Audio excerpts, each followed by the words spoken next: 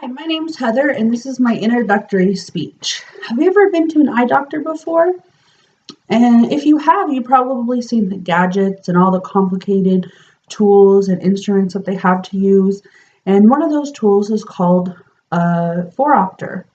And the phoropter, you do a refraction on it for a patient. And that's the way you get your best corrected vision. You get a prescription for glasses or contact lenses. And today I'm going to be giving you the four most basic steps to do a refraction, which is finding the sphere, finding the cylinder, finding the axis, and then fine-tuning the sphere. The first step, finding the sphere, you're going to be doing the right eye first. You go all the way over to the right hand knob, and each click is a quarter of a diopter.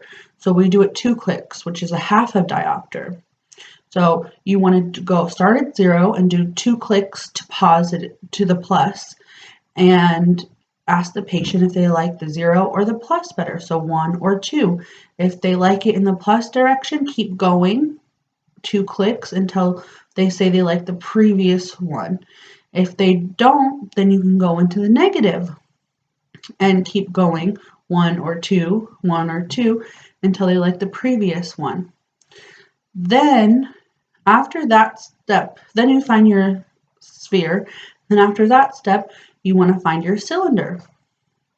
So to find your cylinder, which a lot of times is also known as astigmatism, which almost everyone has, you go to we're going to use the Jordan's cross, which has an arrow, and then it has a white dot and a red dot. And you want the arrow to be in between, or you want it to be on the red dot. And so when you flip it, it goes to the white dot. And so you flip it and you say better 1, and then you flip it better 2. If they like it on the red dot, you add cylinder. If they like it on the white dot, you take away cylinder. Now, of course, if it's on 0, you can't take away any cylinder. And you keep going until they say it's about the same, or they'll go back and forth, white dot, red dot, white dot, red dot. And then you know you found the cylinder. The next step that we're going to do is finding the axis. Now, finding the axis, we're also going to use the Jordan's cross, but we're going to turn it a little bit more, and we're going to make it in between the red dot and the white dot. And you're going to flip it, better 1, better 2. Whichever way they like it, you're going to chase the red dot with the arrow. So you're going to turn it that way. And then until they say it's about the same, or they keep going back and forth. And then you found your axis. And then we go the last step. The last step is fine-tuning the sphere.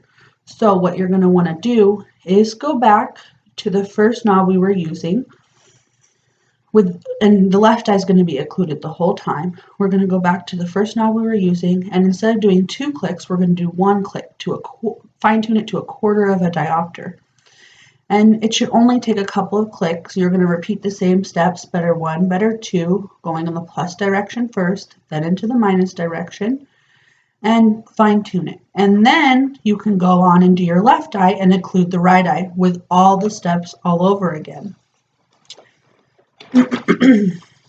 So today I explained how to refract a patient with a phoropter. Now remember, this is subjective.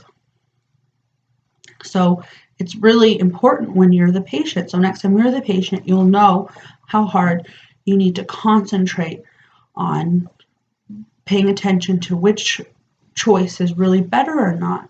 That way you can get the best corrected vision, because we have so much stuff to worry about nowadays that we don't need to worry about our vision.